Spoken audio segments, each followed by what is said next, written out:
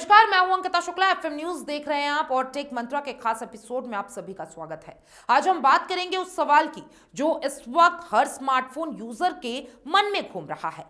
क्या आने वाला बजट 2026 आपका स्मार्टफोन महंगा करेगा या फिर कीमतों में राहत मिलने वाली है?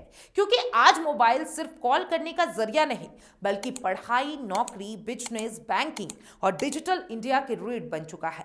बजट 2026 से पहले स्मार्टफोन की कीमतों को लेकर बाजार में अनिश्चितता का माहौल देखने को मिल रहा है। हर साल बजट से लोगों को उम्मीद होती है कि सरकार कुछ ऐसे फैसले लेगी जिससे आम आदमी की जेब पर बोझ कम होगी। पर इस बार भी वही उम्मीद स्मार्टफोन यूजर्स के लिए लेकर आया है। लेकिन सवाल यह है, क्या मौजूदा हालात में मोबाइल सस्ते होना आसान बात है? पिछले कुछ महीनों में स्मार्टफोन बाजार ने जबरदस्त उतार चढ़ाव देखा है। एक तरफ नए फीचर्स और एआई टेक्नोलॉजी वाले फोन लॉन्च हो रहे हैं, तो दूसरी तरफ कुछ कंपनियों ने कीमतें बढ़ाकर यूजर्स की चिंता बढ़ा दी है। खासतौर पर साल के आखिरी में सैमसंग जैसे ब्रांड द्वारा कुछ मॉडल्स की कीमतें बढ़ाने के बाद अब ये डर और गहरा गया है कि कहीं बजट के बाद बाकी कंपनी भी यही रास्ता ना अपनाए। हालांकि भारतीय स्मार्टफोन मार्केट में एक पॉजिटिव बदलाव भी देखने को मिला है। पिछले साल कई भारतीय ब्रांड्स ने बाजार में एंट्री की और उन्होंने चीनी कंपनियों को कड़ी टक्कर दी है। इन देसी कंपनियों की वजह से कीमतों पर कुछ हद तक कंट्रोल बना हुआ है, लेकिन इसके बावजूद लागत बढ़ने का दबाव लगातार बना हुआ है।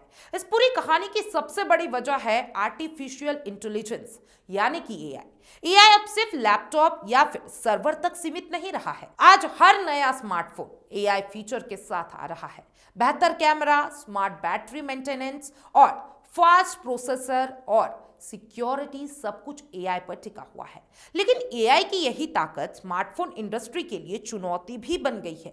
एआई फीचर वाले फोन को ज्यादा पावरफुल प्रोसेसर और हाई क्वालिटी मेमोरी चिप की जरूरत होती है। यहीं से शुरू होती है असली समस्या। ग्लोबल लेवल पर एआई की बढ़ती डिमांड की वजह से मेमोरी चिप की भारी कीमत हो गई है और यही चिप है जो स्मार्टफोन और स्पीड और परफॉर्मेंस तय करता है। जब इसकी सप्लाई कम होती है तो उसकी कीमतें अचानक बढ़ जाती है और इसका सीधा असर स्मार्टफोन बनाने की लागत पर पड़ता है। इंडस्ट्री एक्सपर्ट्स का कहना है कि इस समय पूरी दुनिया में सप्लाई चेन पर जबरदस्त दबाव है। कंपनियों को पहले की तुलना से ज्यादा पैसे खर्च कर फोन बनाना पड़ रहा है।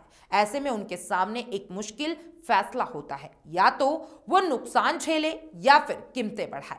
लेकिन कंपनियां ये भी जानती है कि अगर स्मार्टफोन बहुत महंगे हो गए तो ग्राहक खरीदारी से पीछे हट सकते हैं, मार्केट में डिमांड गिर सकती है और इसका सीधा असर बिक्री पर पड़ेगा। यही वजह है कि ज्यादातर कंपनियां फिलहाल कीमतें बहुत ज्यादा बढ़ाने से बच रही है। रियलमी के पूर्व सीईओ माधव सेठ का कहना है कि भारत का टेक सेक्टर इस वक्त एक बेहद अहम मोड़ पर खड़ा है। उनके मुताबिक एआई इंटीग्रेटेड डिवाइस की बढ़ती मांग ने स्मार्टफोन की कीमतों पर दबाव बढ़ा दिया है। उन्होंने साफ कहा है कि आने वाले समय में लागत बढ़ने की चुनौती से इनकार नहीं किया जा सकता, लेकिन इसी चुनौती में भारत के लिए एक बड़ा मौका भी छिपा हुआ है। विशेषज्ञों का मानना है कि अगर भारत स्मार्टफोन के जरूरी पार्ट खुद बनाने लगे तो कीमतों को काफी हद तक कंट्रोल किया जा सकता है। अभी की स्थिति यह है कि भारत में ज्यादातर स्मार्टफोन असेंबल होते हैं, यानी अलग अलग पार्ट्स विदेशों से मंगाए जाते हैं और भारत में जोड़कर फोन तैयार किया जाता है। Camera module, battery, printed circuit board और पीसीबी और कई दूसरे जरूरी कंपोनेंट अभी भी बड़े पैमाने पर इंपोर्ट किए जाते हैं। इस इंपोर्ट डिपेंडेंसी की वजह से भारत ग्लोबल मार्केट की हर हलचल से प्रभावित होता है। जैसे ही बाहर कीमतें बढ़ती है उसका असर सीधे भारतीय बाजार पर पड़ता है। यही कारण है कि एक्सपर्ट्स घरेलू मैन्युफैक्चरिंग पर जोर दे रहे हैं। विशेषज्ञों का कहना है कि भारत को सिर्फ असेंबली तक सीमित नहीं रहना चाहिए।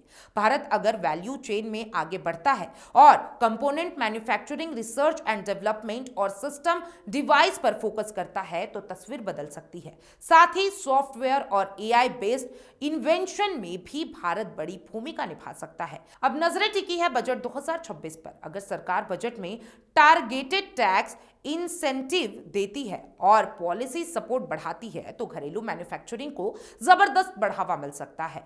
इंपोर्ट ड्यूटी में राहत और लोकल मैन्युफैक्चरिंग को टैक्स छूट जैसे फैसले गेम चेंजर साबित हो सकती है। ऐसे कदम स्मार्टफोन की कुल लागत को कम कर सकते हैं। इससे कंपनियों को कीमतें बढ़ाने की जरूरत कम पड़ेगी। कुछ मामलों में स्मार्टफोन की कीमतें स्थिर रह सकती हैं और धीरे धीरे सस्ता भी हो सकता है। हालांकि एक्सपर्ट्स ये भी साफ कर रहे हैं कि ग्लोबल सप्लाई प्रेशर की वजह से तुरंत बड़ी कीमत कटौती की उम्मीद करना सही नहीं होगा। लेकिन बजट 2026 ये जरूर तय करेगा कि आने वाले समय में स्मार्टफोन किस दिशा में होगा। अगर सरकार आत्मनिर्भर भारत और मेक इन इंडिया को मजबूती देती है तो स्मार्टफोन आम आदमी की पहुंच में बने रहेंगे। वहीं अगर आयात पर निर्भरता बनी रही तो कीमतों में बढ़ोतरी भी देखी जा सकती है।